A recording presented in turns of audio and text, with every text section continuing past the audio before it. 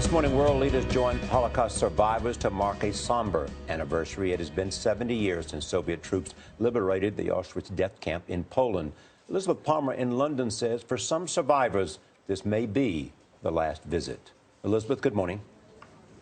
Good morning.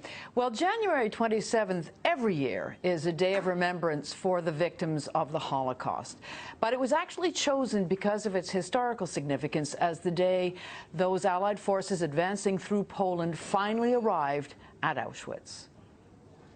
On a freezing day in 1945, Soviet soldiers arrived at these infamous gates and found 7,500 emaciated prisoners. 70 years later, some of them are still alive, and they've made the emotional journey back to mark the anniversary of their liberation. I don't believe that I'm here. I can't believe it. I'm strong enough.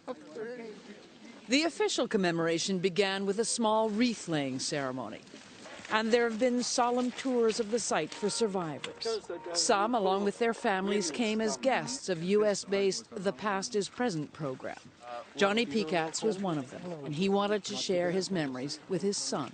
I came here to get it out of my system, to show my kid, my second generation, that it was true. The crematoriums, the thing what they done here. Thank you. I got my family here. Auschwitz is a museum now, what remains of a vast complex run by the Nazis between 1940 and 1945. It was part concentration camp where prisoners lived in grim barracks, cold, underfed, and overcrowded.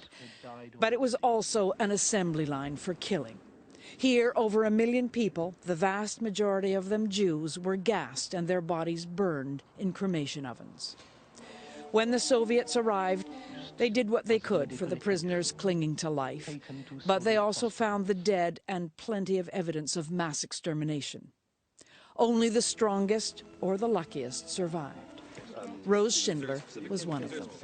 I'm 85 years old, and who knows if I'll ever come back again. And I came back to say goodbye to my mother, my 4 sisters and brothers who died here. I never said goodbye to them.